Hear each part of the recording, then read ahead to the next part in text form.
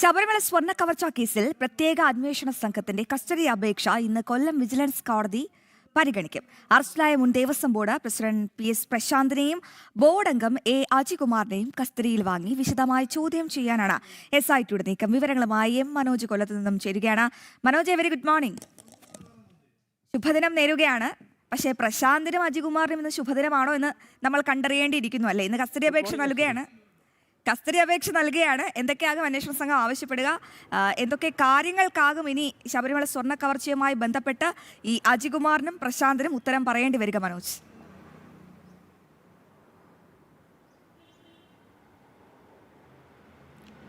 തീർച്ചയായും PS പ്രശാന്തിനെയും അജികുമാറിനെയും കസ്റ്റഡിയിൽ വാങ്ങാനാണ് SITയുടെ തീരുമാനം. ഇതുമായി ബന്ധപ്പെട്ട് കഴിഞ്ഞ ദിവസം തന്നെ കൊല്ലം വിജിലൻസ് കോടതിയിൽ കസ്റ്റഡി അപേക്ഷ സമർപ്പിച്ചു. ഇന്ന് ഈ കസ്റ്റഡി അപേക്ഷ കോടതി പരിഗണിക്കുകയാണ്. ഇരു പ്രതികളെയും ഇന്ന് കോടതിയിൽ ഹാജരാക്കും. അതോടൊപ്പം തന്നെ ഈ കസ്റ്റഡി അപേക്ഷ പരിഗണിച്ചുകൊണ്ട് ഒരു ദിവസത്തെ കസ്റ്റഡിയിൽ അല്ലെങ്കിൽ കൂടുതൽ ദിവസങ്ങളിലേക്കാവാം എന്തായാലും പ്രത്യേക അന്വേഷണ സംഘത്തിന് വിട്ടു നൽകാനാണ് സാധ്യത. അങ്ങനെയെങ്കിൽ ഇവരിൽ കൂടുതൽ ചോദ്യം ചെയ്തുകൊണ്ട് ഈ കേസുമായി ബന്ധപ്പെട്ട ഇനി മറ്റാർക്കെങ്കിലും പങ്കുണ്ടോ, അല്ലെങ്കിൽ ഏതൊക്കെ രീതിയിലാണ് ഈ 2025 ഈ കേസുമായി ബന്ധപ്പെട്ടുള്ള പ്രവർത്തനങ്ങൾ നടന്നത് എന്നതിനെക്കുറിച്ച് നിർണായകമായിട്ടുള്ള വിവരങ്ങൾ ശേഖരിക്കാനാണ് SITയുടെ നീക്കം. എന്തായാലും അതിനുവേണ്ടിയിട്ടുള്ള കാര്യങ്ങൾ നേരത്തെ തന്നെ ആരംഭിച്ചിരുന്നു. 23-ാം തീയതിയാണ് PS പ്രശാന്തും അതോടൊപ്പം തന്നെ അജികുമാറും അറസ്റ്റിലാകുന്നത്. PS പ്രശാന്തിന്റെ വീട്ടിലെത്തി പ്രത്യേക അന്വേഷണ സംഘം കസ്റ്റഡിയിലെടുക്കുകയായിരുന്നു. കായംകുളത്ത് നിന്നാണ് അജികുമാറിനെ കസ്റ്റഡിയിലെടുക്കുന്നത്. രണ്ടുപേരെയും കോടതിയിൽ ഹാജരാക്കുകയും റിമാൻഡ് ചെയ്യുകയും ചെയ്തിട്ടുണ്ടായിരുന്നു. തിരുവനന്തപുരത്തെ സ്പെഷ്യൽ ജയിലിലാണ് ഇപ്പോൾ രണ്ടുപേരുമുള്ളത്. ഈ കേസിൽ ഏറ്റവും ഒടുവിലായി അറസ്റ്റിലാവുന്നവരാണ് 2025 ദേവസ്വം ബോർഡ് ഭരണസമിതിയിൽ ഉണ്ടായിരുന്നവരാണ് PS പ്രശാന്തും അതോടൊപ്പം തന്നെ അജികുമാറും. ബാക്കിയുള്ള പ്രതികളൊക്കെ 2019 ഭരണസമിതിയിൽ ഉണ്ടായിരുന്ന അവരാണ്, പത്മകുമാർ അടക്കമുള്ളവർ.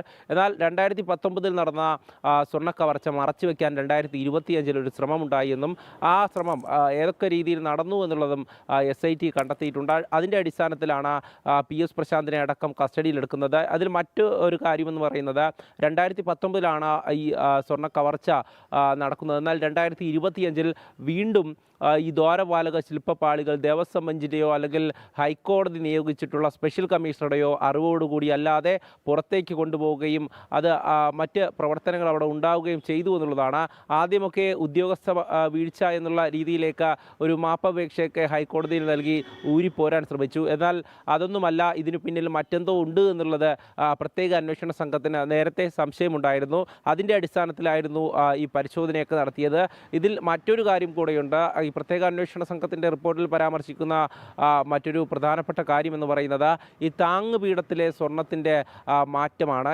അതായത് ഈ ദ്വാരപാലക ശില്പപാളികളും അതിൻ്റെ താങ്ങുപീഠത്തിലുള്ള സ്വർണം പൂശുന്നതിൻ്റെ അതിൻ്റെ വ്യത്യാസം അത് കൃത്യമായും പ്രത്യേക അന്വേഷണ സംഘം തിരിച്ചറിഞ്ഞു എന്നുള്ളതാണ്. ഇതിൽ തന്നെ PS പ്രശാന്ത് അറസ്റ്റിലാകുന്നതിന് മുമ്പ് ഒരു ഫേസ്ബുക്ക് പോസ്റ്റ് അടക്കമിട്ടിരുന്നു. ഞങ്ങൾ തെറ്റൊന്നും ചെയ്തിട്ടില്ല, നേരത്തെ കൊണ്ടുവന്നതിനേക്കാൾ കൂടുതലാണ് ഈ ദ്വാരപാലക ശില്പപാളികളിലെ സ്വർണം, അതായത് ഈ ഗ്രാം കൂടിയിട്ടുണ്ട് സ്വർണം പൂശിയതിലൂടെ എന്നൊക്കെയാണ് ഫേസ്ബുക്ക് പോസ്റ്റിലൂടെ പറഞ്ഞിരുന്നത്. എന്നാൽ അതല്ല, അതിനപ്പുറത്തേക്ക് കാര്യങ്ങളുണ്ട് എന്നുള്ളതാണ് SITയുടെ കണ്ടെത്തൽ. SIT കൃത്യമായും തെളിവുകളുടെ അടിസ്ഥാനത്തിലാണ് ഈ നടപടികളിലേക്ക് കടക്കുന്നത്. വിജിലൻസ് കോടതിയെ സംബന്ധിച്ചിടത്തോളം അതോടൊപ്പം തന്നെ ഹൈക്കോടതിയെ സംബന്ധിച്ചിടത്തോളം തെളിവുകളാണ് പ്രധാനം. നിർണായകമാണ്. എന്തായാലും കസ്റ്റഡിയിൽ വാങ്ങാൻ ഒരുങ്ങുകയാണ് അന്വേഷണ സംഘം.